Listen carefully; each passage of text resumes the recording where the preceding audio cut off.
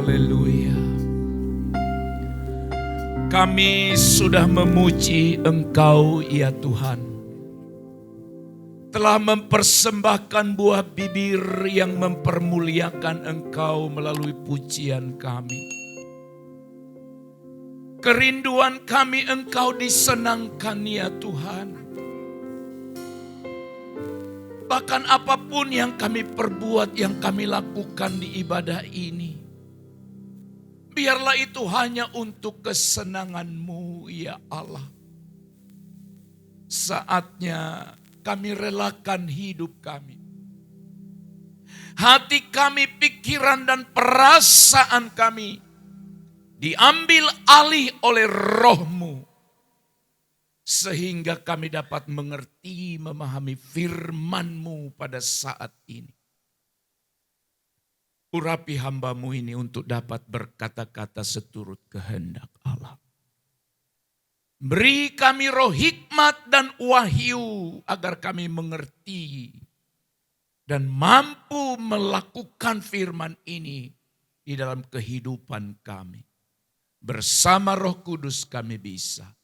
Kami sambut firman-Mu dalam nama Tuhan Yesus Kristus. Haleluya. Amin. Amin. Bapak, Ibu, saudara-saudara, kita masih ada dalam serial Roh Kudus dan iman kita. Roh Kudus dan iman kita. Maka bertalian dengan tema ini, firman hari ini berjudul Karya Roh Kudus dalam menumbuhkan iman. Sekali lagi, karya Roh Kudus dalam menumbuhkan iman. Bapak, Ibu, saudara-saudaraku sekalian, iman itu sekali lagi adalah dasar. Adalah pondasi hidup orang percaya untuk dia mampu terus berkembang dan dikuatkan dalam menghadapi semua kenyataan hidup. Iman itu pondasi, dasar. Apakah kita akan kuat, apakah kita akan kokoh menjalani hidup ini, tergantung pada pondasi kita, yaitu iman. Pada kesempatan ini, saudara-saudara, kita akan belajar bersama-sama bagaimana Roh Kudus berperan menolong setiap orang percaya dalam menghadapi proses kehidupan. Sebagaimana yang akan kita baca bersama-sama dalam Roma pasalnya yang ke-15, ayat yang ke-13 sampai ayat yang ke-33. Di sana kita akan menemukan bagaimana Roh Kudus memberikan kita pengetahuan. Roh Kudus akan memberikan kita keberanian. Roh Kudus akan memberikan kita sukacita. Roh Kudus akan memberikan kita kekuatan yang diperlukan untuk mampu bertumbuh dalam iman yang sejati. Yang pertama kita baca dalam Roma pasal 15 ayat yang ke-14. Roma pasal 15 ayat yang ke-14, firman Tuhan berkata demikian. Saudara-saudaraku, aku sendiri memang yakin tentang kamu, bahwa kamu juga telah penuh dengan kebaikan dan dengan segala pengetahuan dan sanggup untuk saling menasehati. Segala pengetahuan dan sanggup untuk saling menasehati. Dari ayat ini kita belajar bahwa Roh Kudus memberi pengetahuan. Memberi kita kebijaksanaan. Di dalam kita menghadapi semua realita kehidupan. Iman kita bertumbuh atau tidak harus bergantung kepada Roh Kudus yang memberikan kita pengetahuan. Ayat ini saudara-saudara menyatakan bahwa jemaat di Roma itu memiliki pengetahuan. Dan mereka sangat suka dengan pengetahuan. Dan pengetahuan yang disebut itu ada dalam bahasa Yunani disebut gnosis. Pengetahuan yang mereka miliki dan pengetahuan ini dianggap oleh Paulus memampukan mereka untuk mampu menasehati. Itu hebatnya. Tadi Paulus berkata apa saudara-saudara? Kamu juga telah penuh dengan kebaikan dan segala pengetahuan. Dan sanggup untuk saling menasehati. Namun saudara-saudara pengetahuan ini bukanlah semata-mata pengetahuan yang diperoleh dari hasil belajar. Itu gnosis. Jadi seseorang bertambah pengetahuannya karena belajar. Atau karena pengalaman hidup. Tetapi Paulus mau hendak menekan. Pengetahuan yang engkau peroleh untuk mampu membuat engkau saling menasehati. Itu bukan karena pengetahuan yang kamu peroleh dari hasil belajar. Tetapi anugerah Allah yang diberikan melalui kuasa Roh Kudus. Itu yang hendak ditekankan. Bukan semata-mata pengetahuan yang kamu peroleh karena belajar. Tapi pengetahuan yang dianugerahkan oleh Roh Kudus. Dengan kata lain bahwa Roh Kudus itu sangat berperan penting dalam hidup kita. Untuk memberikan kita pengetahuan yang melampaui pengetahuan apapun yang ada di dunia ini.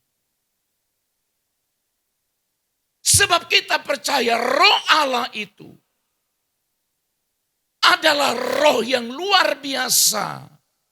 Yang melampaui segala apapun yang ada di dunia ini. Termasuk pengetahuan manusia. Roh Kudus bekerja dengan cara yang luar biasa. Memberikan pengetahuan kepada orang-orang percaya. Dengan cara apa? Yang pertama, Roh Kudus membantu kita memahami kebenaran yang terkandung dalam Alkitab. Dia membuka pikiran dan hati kita untuk melihat arti yang lebih dalam dari firman. Sehingga kita dimampukannya untuk menerapkannya di dalam kehidupan keseharian kita. Saya tidak tahu berapa banyak di antara saudara yang punya pengalaman luar biasa ini. Apa pengalaman luar biasa? Begini. Saudara berkali-kali membaca sebutlah satu ayat atau perikop dalam Alkitab. Dan saudara pun sudah lupa, termasuk semua kita lupa. Lupanya begini, saking seringnya dibaca ayat ini gak tahu lagi sudah berapa kali bacanya. Itu yang saya maksud lupa. Tetapi setiap kali kita membacanya, selalu ada menemukan atau muncul ide-ide yang baru. Atau gagasan-gagasan yang baru. untuk kita dapat pahami dalam hidup kita. Dulu ketika saya baca ayat ini yang kudapatkan, sekarang baca beda lagi. Itulah yang disebut dengan penerangan firman Tuhan lewat kuasa Roh Kudus. Makanya selalu saya bilang, Pak, Bu, jangan takut baca Alkitab. Jangan pernah bilang, enggak ngerti saya. Enggak apa-apa tidak mengerti. Sebab kita punya guru agung. Yaitu Roh Kudus yang mengajar kita untuk memperoleh pengetahuan terhadap firman itu. Amin. Selain itu juga saudara-saudara, Allah memberikan kita apa yang disebut dengan kecerdasan spiritual. Kecerdasan roh. Di mana Roh Kudus dapat memberikan kita pengertian dan perasaan yang kuat yang orang lain tidak mengerti. Yang orang lain tidak memahami, itu namanya kecerdasan roh. Kecerdasan spiritual. Ini berbeda dengan pengetahuan intelek. Pengetahuan intelek itu adalah pengetahuan karena dia belajar, pengetahuan karena dia sekolah. Dia memperoleh pengetahuan namanya intelektual. Makanya ada IQ. Ya, ada kecerdasan intelek. Ada kecerdasan emosi. Kecerdasan emosi itu adalah ketika engkau tersinggung, bagaimana engkau mengelola emosimu. Itu namanya kecerdasan emosi. Selama ini orang selalu mengagung-agungkan kecerdasan intelektual. Artinya kecerdasannya, kepintarannya. Tapi ternyata bukan satu-satunya penentu orang berhasil. Ada orang di IQ-nya agak kurang. Saya tidak bilang rendah. IQ-nya agak berkurang. Tapi dia unggul di kecerdasan emosi, unggul di kecerdasan rohani. Biasanya orang ini bisa berhasil. Ya, bisa berhasil. Saya punya pengalaman bertahun-tahun ya, sudah hampir puluhan tahun sebenarnya. Puluhan tahun disebut sebagai pengajar di seminari Bethel Medan. Semenjak tahun 94 sampai hari ini. Saya melihat ada banyak orang di IQ-nya agak kurang. Maksudnya kecerdasan intelektual, nilainya enggak terlalu tinggi-tinggi banget gitu. Tapi dia unggul dua hal. Kecerdasan emosi. Jadi kalau dia tersinggung, kalau dia dimarah, santai saja. Tidak langsung bereaksi lain. Itu namanya kecerdasan emosi. Engkau difitnah, engkau disinggung, engkau tersinggung. Dituduh orang yang bukan-bukan, tenang aja dia. Tidak langsung bereaksi. Itu namanya kecerdasan emosi. Lalu yang kedua, yang membuat orang, saya lihat itu mahasiswa-mahasiswa itu. Dia unggul di kecerdasan rohani. Kecerdasan rohani ini begini. Hidupnya dengan Tuhan baik, ya kan. Terus doanya, penyembahannya, disiplinnya baca Alkitab, kerohaniannya. Dia namanya kecerdasan rohani. Biasanya orang-orang seperti ini, saya melihat beberapa contoh, banyak yang dipakai Tuhan setelah mereka terjun di lapangan. Jadi gembala, jadi guru, dan lain sebagainya. Jadi saudaraku sekalian, kita percaya Tuhan berikan kita kecerdasan rohani. Dan kecerdasan rohani itu tidak ditemukan karena saudara sekolah. Kecerdasan intelektual ditemukan karena sekolah. Kecerdasan rohani ditemukan akibat hubungan dan kedekatan kita pada Tuhan. Saudara-saudara, kemudian juga Roh Kudus mengajar kita bagaimana dia memberikan kita pengetahuan. Ya, jadi kita percaya Tuhan hebat. Kemudian melalui pengalaman-pengalaman hidup. Roh Kudus dapat memakai pengalaman hidup kita. Baik yang menyenangkan maupun yang menyakitkan. Untuk mengajar kita menumbuhkan kerohanian kita. Bukankah ada orang akhirnya makin baik setelah Tuhan izinkan dia berhadapan dengan masalah. Dulu sebelum ada masalah itu sombongnya luar biasa. Wah, gak peduli dengan orang. Merasa dia ada di atas segala-galanya. Tapi Tuhan pakai dia. Tuhan izinkan sesuatu terjadi dalam dirinya. Mulailah dia sadar, mulailah dia merendah, mulailah dia bergantung pada Tuhan. Nah saudara-saudaraku sekalian, itu artinya cara-cara Roh Kudus menolong kita. Nah oleh sebab itu saudara-saudara, jangan pernah merasa puas dengan pengetahuan yang kita miliki.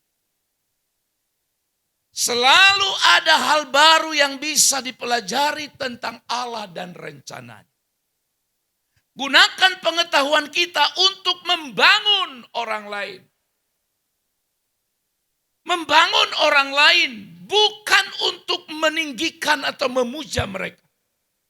Saudara-saudara, ajaran Paulus tentang pengetahuan dalam Roma pasalnya yang ke-15-14 tadi berkaitan dengan saling menasehati. Artinya, apa yang ada pada kita, pengetahuan yang kita miliki seharusnya dipakai untuk menasehati. Dan percaya Roh Kudus akan membimbing kita senantiasa.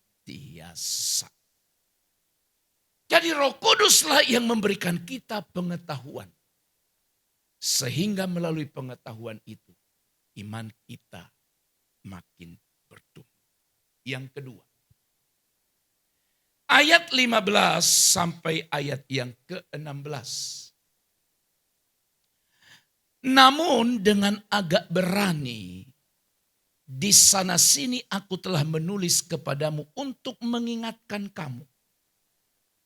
Karena anugerah yang telah diberikan Allah kepadaku untuk menjadi pelayan Kristus Yesus bagi bangsa-bangsa lain. Sebagai iman dalam pemberitaan Injil Allah. Supaya bangsa-bangsa lain dapat diterima oleh Allah sebagai persembahan yang berkenan kepadanya. Yang disucikan oleh Roh Kudus. Dengan agak berani. Di sana sini aku telah menulis kepadamu untuk mengingatkan kamu. Untuk menjadi pelayan Yesus Kristus dalam pemberitaan Injil Allah. Hal yang kedua saudara-saudara, karya Roh Kudus dalam menumbuhkan iman kita. Roh Kudus memberikan kita keberanian untuk memberitakan Injil. Paulus menunjukkan keberanian yang luar biasa dalam memberitakan Injil kepada bangsa-bangsa lain yang disebut dalam terjemahan sebelumnya bangsa-bangsa non-Yahudi. Yang didorong bukan oleh kekuatannya sendiri, tetapi oleh karena Roh Kudus. Saudara-saudara, seringkali kita enggan untuk membuka mulut. Memberitakan satu kabar baik. Kita tidak berani. Diperlukan, saudara-saudara, ketergantungan kita pada Roh Kudus. Sebab memberitakan Injil itu memang memerlukan keberanian. Keberanian. Kenapa? Karena ada kemungkinan-kemungkinan yang tidak menyenangkan. Rasa takut ada. Ditolak biasa. Atau kita kurang yakin pada diri kita sendiri, pada kemampuan kita. Khawatir atau mungkin kita berkata tidak mungkin berhasil, pasti gagal. Saudaraku sekalian, itu alasan-alasan yang sering kali menghantui pikiran kita. Nanti kita berkata, bagaimana kalau aku ditolak? Bagaimana kalau aku dimaki? Bagaimana kalau dia marah kepada saya? Bapak Ibu yang terkasih dalam Tuhan, Roh Kudus itu memberikan kita keberanian. Keberanian untuk memberitakan Injil. Dengan cara yang pertama dia mengingatkan kita akan kuasa Allah. Karena dalam Kisah 1 ayat yang ke-8 sudah disebut. Kamu akan menerima kuasa kalau Roh Kudus turun atas kamu. Kita akan berani kalau kita ingat ini. Kita akan berani kalau kita percaya dan yakin bahwa dalam diri kita ada kuasa. Kuasa dari Roh Kudus. Kemudian juga saudara-saudaraku memberikan keyakinan bahwa Injil itu adalah berita Allah. Kabar baik. Menggunakannya yang dapat mengubah hidup orang lain. Roma pasal 1 ayat 16 mengungkapkan itu. Injil itulah kekuatan Allah. Kalau Injil itu adalah kekuatan Allah. Berarti Injil itu adalah berita benar yang berasal dari Allah. Dan digunakan untuk mengubah hidup orang lain. Haleluya. Jadi kalau kita ingin beritakan Injil, miliki keberanian dengan mengingat satu, kita diberi kuasa. Yang kedua, berita yang kita sampaikan bukan berita biasa, tapi berita dari Allah. Itu Injil itu adalah kekuatan Allah. Kata Roma pasal 1 ayat 16. Juga kita harus menanamkan kasih dalam hati kita untuk orang lain. Artinya saudara-saudara ini nomor 3 ini penting sekali. Artinya begini, sederhananya begini. Aku tidak mau, hanya aku yang selamat. Aku tidak mau, hanya aku yang masuk surga. Tetapi aku rindu juga mereka dapat diselamatkan. Ingatlah itu. Makanya Paulus pernah berkata, celakalah aku jikalau aku tidak memberitakan Injil. Bahkan Paulus juga pernah berkata, aku berhutang. Dia berhutang kepada siapa? Kepada orang-orang yang belum diselamatkan. Karena dia sadar siapa dirinya dan sekarang diselamatkan oleh Tuhan. Dan dia mau juga orang lain diselamatkan. Oleh sebab itu saudaraku sekalian yang terkasih dalam Tuhan, jangan biarkan rasa takut menghalangi kita untuk mengabarkan atau memberitakan Injil. Karena kita percaya Roh Kudus akan memberikan kita keberanian yang dibutuhkan. Kita harus ingat bahwa kita tidak sendirian. Oh, kadang-kadang saya merasa, aduh Tuhan, aku belum ada apa-apanya, belum berbuat apa-apa. Kalau saya ingat, baca, dengar berita, ya. Ada orang-orang percaya di belahan dunia yang lain, mereka rela mati hanya untuk memberitakan Injil. Mereka disiksa, dianiaya hanya karena tugas pelayanan. Saya malu lihat diri saya. Saya merasa belum ada apa-apanya.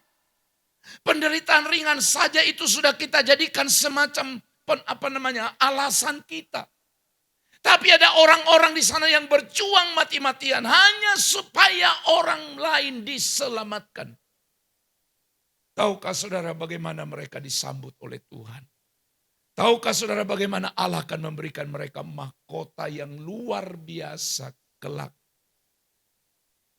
Saudara-saudara, ingat, bukan hanya kita. Ada orang-orang lain, bahkan mereka sampai mati martir.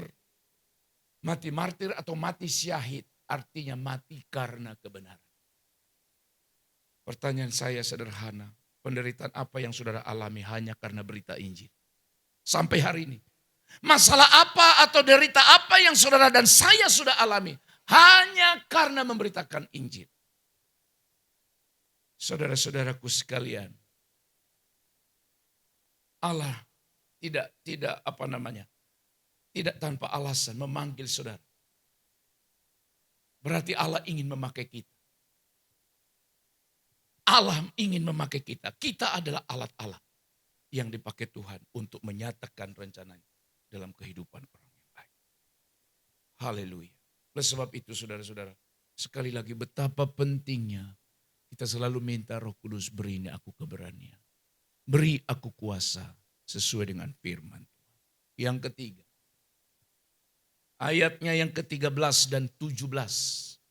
Ayat 13 berkata, semoga Allah, sumber pengharapan, memenuhi kamu dengan segala sukacita dan damai sejahtera dalam iman kamu, supaya oleh kuasa Roh Kudus kamu berlimpah-limpah dalam pengharapan. Ayat 17. Jadi dalam Kristus aku boleh bermegah tentang pelayananku bagi Allah. Sekali lagi ayat 17, lihat. Baca baik-baik. Dalam Kristus aku boleh bermegah. Wah, luar biasa Paulus. Tentang pelayananku bagi Allah. Ayat ini mengajarkan kita kebenaran yang ketiga. Roh Kudus memberikan kita sukacita dan harapan. Melalui ayat ini, Paulus menunjukkan adanya hubungan yang sangat erat antara Roh Kudus dan sukacita yang dialami oleh seseorang. Dan juga bagaimana Roh Kudus memberikan atau menumbuhkan suatu pengharapan dalam diri seseorang. Ingat Paulus dan Silas di penjara. Ya, masih ingat ya Bapak Ibu ya. Paulus dan Silas di penjara. Sekali lagi di penjara bukan karena dosa. Bukan karena kejahatan. Tapi mereka di penjara sekali lagi karena berita Injil. Di penjara mereka Alkitab berkata menyembah Allah. Seperti tidak ada beban. Mereka bersuka cita di penjara itu sekalipun mereka sedang dipasung. Kaki mereka terikat. Tapi tidak mengurangi mereka, sukacita mereka. Dan ada harapan dalam diri mereka. Dan Alkitab berkata Tuhan menolong mereka. Jadi saudara-saudara, Roh Kudus itulah sumber yang memampukan kita untuk mengalami sukacita dan pengharapan sekalipun berat jalan. Pertanyaannya adalah bagaimana Roh Kudus memberikan kita sukacita dan harapan. Yang pertama, Roh Kudus mencurahkan kasih Allah dalam hati kita. Ketika kita mengalami kasih Allah yang tak terhingga, sukacita dan pengharapan pun akan meluap. Jadi Roh Kudus mengingatkan kasih Allah dalam diri kita, membuat kita bersukacita. Pak, Bu, masa nggak pernah mengalami sukacita? Masa tidak pernah mengalami pertolongan Tuhan yang dahsyat? Sampai usia saudara hari ini. Hanya saudara saja yang lupa. Coba kalau saudara ingat-ingat di masa lalu. Ingat segala kebaikannya. Makanya Alkitab berkata jangan lupakan kebaikan Tuhan. Sebab dengan mengingat kebaikan Tuhan di masa-masa yang lampau, itu akan menolong kita bergairah hari ini. Kalau hari ini pergumulan yang ada sedang kita hadapi tidak selesai, tapi kan ingat dulu ada pergumulan lebih berat. Tuhan tolong. Harusnya pergumulan di masa lalu, pengalaman di masa lalu itu membuat kita bersukacita hari ini. Ayo ingatlah Pak, biar bersukacita, tambah sukacitamu hari ini. Iya ya, sambil engkau dengar firman ini engkau renung, tahun sekian. Dan kesimpulannya berkata, kalau bukan karena Tuhan, aku gak ada lagi hari ini. Hari ini aku gak ada lagi. Jangan selalu lihat hari ini. Ketika hari ini kita harapkan sesuatu tidak terjadi, lemaslah kita. Ingat dong yang di masa lalu juga. Itu akan membuat kita bersukacita. Pengalaman terdahsyat apa yang pernah saudara alami? Pasti ada. Pasti ada. Hanya saudara lupa. Kalau kita disuruh berkisah hari ini mungkin sampai jam berapa kita bisa pulang.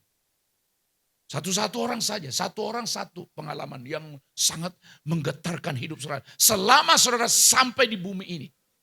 Sudah ada di dunia dan ingat. Entah 10 tahun, 20 tahun yang lalu. Tapi saudara ingat dan itu tidak bisa dilupakan. Apa enggak membuat hatimu bergelora hari ini? Baca kitab Ratapan pasal 3. Di sana dikatakan inilah yang kuingat. Dia ingat masa yang lalu, akhirnya timbul pengharapannya hari ini. Dia ingat pengalaman di masa lalu, muncul harapan baru hari ini. Saudara-saudara, kita akan mendapatkan sukacita di mana Allah mengingatkan kita akan janji-janji Tuhan yang kita temukan dalam Alkitab. Sana kita sadar bahwa Allah itu setia dan akan selalu menepati janjinya. Dia akan memberikan kita sukacita dan harapan di masa-masa yang sukar sekalipun. Kemudian supaya saudara dan saya bersukacita, fokus pada hal-hal positif. Jangan selalu ingat yang negatif. Roh Kudus membantu kita untuk melihat kebaikan dan anugerah Allah di tengah-tengah kesulitan hidup kita. Hal ini akan menjauhkan kita dari keputusasaan dan memberikan kita sudut pandang atau pengharapan yang lebih positif. Ayo mari kita berpikir mulai hal-hal yang baik. Makanya Paulus berkata dalam Filipi pasal 4 ayat 8. Ini yang harus mengisi pikiran kita. Apa yang harus mengisi pikiran kita adalah hal-hal positif. Dan ketika kita memikirkan hal-hal yang baik dan positif, akan muncul sukacita dan pengharapan. Dan yang berikut adalah, ingat buah roh. Salah satu buah roh dalam Galatia pasal 5:22 adalah sukacita. Ketika Roh Kudus bekerja dalam hidup kita, akan menghasilkan buah sukacita. Akan memberikan kita sukacita yang sejati di dalam diri kita. Sukacita kita karena Roh Kudus tidak tergantung pada apa yang kita terima, kita peroleh, kita alami hari ini. Tapi tergantung pada hubungan kita dengan Allah. Jadi saudara-saudara, jangan biarkan keadaan hidup kita mencuri sukacita dan harapan kita. Kita kan selalu berkata harapan masih ada, harapan selalu ada. Amin. Harapanku hanya ada di dalam Tuhan, hanya di dalam-Mu Yesus. Itu harapan kita, tidak akan pernah sirna. Keadaanmu sulit hari ini, keadaanmu tidak nyaman hari ini. Jangan biarkan itu mencabut sukacita kita. Tapi biarkan sukacita dan harapan kita menjadi kesaksian bagi orang lain. Bersukacita dan berharap selalu. Karena Allah selalu bersama kita. Dan dia memiliki rencana yang indah. Rencana yang baik untuk kehidupan kita. Haleluya. Yang keempat terakhir. Ayat 23 sampai 24. Namun sekarang, karena aku tidak lagi mempunyai tempat kerja di daerah ini. Dan karena aku telah beberapa tahun lamanya ingin mengunjungi kamu. Aku harap dalam perjalananku ke Spanyol, aku dapat singgah di tempatmu dan bertemu dengan kamu. Sehingga kamu dapat mengantarkan aku ke sana setelah aku seketika menikmati pertemuan dengan kamu. Saudara-saudara, ini adalah pernyataan Rasul Paulus. Bahwa dia berkeyakinan bahwa Roh Kuduslah yang memberikan dia kekuatan untuk menghadapi kesulitan. Roh Kudus yang memberikan dia kekuatan untuk menghadapi kesulitan. Meskipun Paulus memiliki rencana untuk mengunjungi jemaat di Roma. Dia menyadari bahwa perjalanannya ke sana, ke Roma akan penuh dengan rintangan dan tantangan. Akan penuh dengan persoalan. Ingat khotbah minggu lalu. Bagaimana Paulus karena ketaatannya pada Roh Kudus. Roh Kudus langsung beritahu kepada dia bahwa penjara,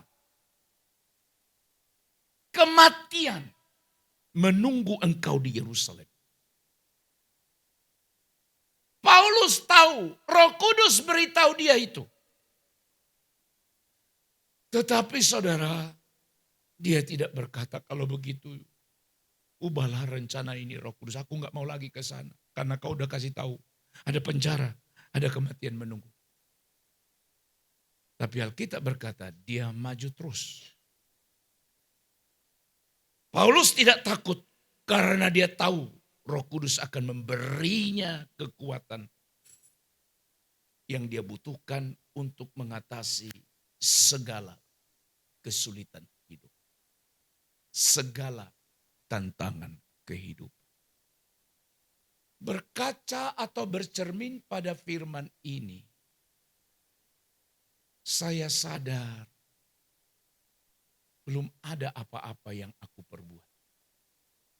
Masih sangat jauh, malu. Melihat orang-orang yang berjuang bergumul. Seperti orang-orang yang ditulis dalam Alkitab. Oleh sebab itu saudaraku sekalian, percaya Dia beri kita kekuatan. Sekalipun ada kesulitan. Bagaimana Roh Kudus menghibur dan memberikan kita kekuatan. Di saat kita menghadapi kesulitan. Roh Kudus akan menolong kita dan mengingatkan kita akan kuasa Allah. Karena Dia adalah Allah yang Maha Kuasa yang dapat mengatasi semua masalah rintangan dalam hidup kita. Paulus berkata dalam Filipi pasal 4 ayat 13, segala perkara dapat kutanggung di dalam Dia, dalam Kristus. Karena Dialah yang memberikan aku kekuatan. Roh Kudus juga akan memberikan kita ketabahan. Memberikan kita ketabahan untuk tetap teguh dalam iman. Bahkan ketika menghadapi pencobaan dan kesulitan. Dan Roh Kudus percayalah Dia memberikan kita ada damai. Memberikan kita kedamaian di tengah badai sekalipun. Sehingga kita tidak akan pernah panik. Karena Dia selalu menolong kita tepat pada waktunya. Ingat pengalaman para murid. Ketika mereka sedang kebingungan diombang-ambingkan oleh angin sakal. Tapi Tuhan datang dengan kuasanya menolong orang itu tepat pada waktu. Kemudian perlu kita sama-sama bergumul dalam satu komunitas di gereja kita. Sebab Roh Kudus membantu kita untuk saling mendukung, saling menguatkan di masa-masa sulit. Dalam ibadah-ibadah kategorial kita selalu bilang, adakah yang mau kita doakan bersama? Itulah salah satu. Artinya engkau tidak bergumul sendiri. Hanya saja ada orang merasa enggak perlu. Oh juga begini-begini aja nyakut terus. Salah prinsip itu. Ketika ada tawaran siapa yang mau didoakan. Biar engkau minta aku didoakan.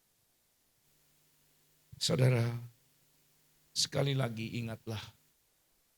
Jangan biarkan kesulitan. Jangan biarkan kesulitan hidup mengalahkan kita. Karena Roh Kudus ada di sini. Dalam hidup kita memberikan kita kekuatan yang kita butuhkan untuk menghadapi.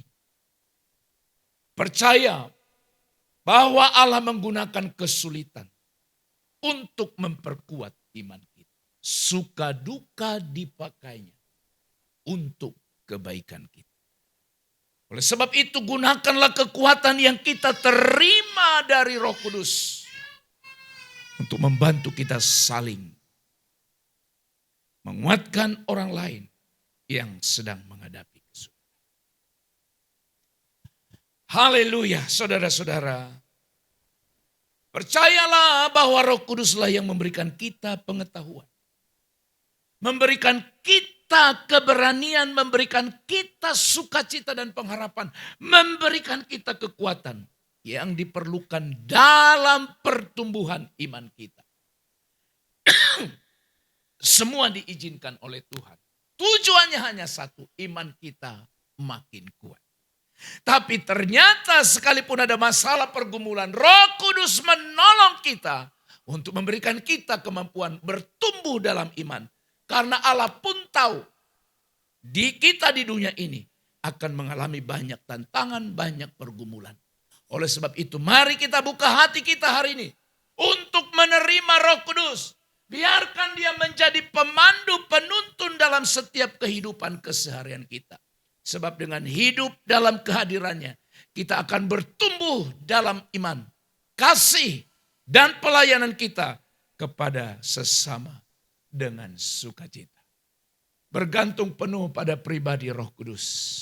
Doa kita hari ini berkata, oh Tuhan, biarlah Roh-Mu terus berkarya dalam hidupku untuk menumbuhkan imanku. Sehingga aku berkemenangan dalam menjalani kehidupan ini. Amin. Kami mengucap syukur Tuhan buat firman yang telah membekali kami dalam menjalani kehidupan ini. Bahwa Engkau memberikan kami pengetahuan, memberikan kami keberanian, memberikan kami sukacita dan kekuatan yang kami perlukan dalam menjalani hidup kami. Sehingga iman kami tidak menjadi kandas, tapi iman kami bertumbuh karena ada pribadi Allah, yaitu Roh Kudus yang senantiasa menopang, menolong kehidupan kami. Yakinkan semua kami yang sudah mendengarkan firman ini, sehingga kami terus percaya, terus bergantung pada Roh Kudus. Dalam nama Yesus kami berdoa mengucap syukur. Haleluya, haleluya. Amin. Tuhan memberkati.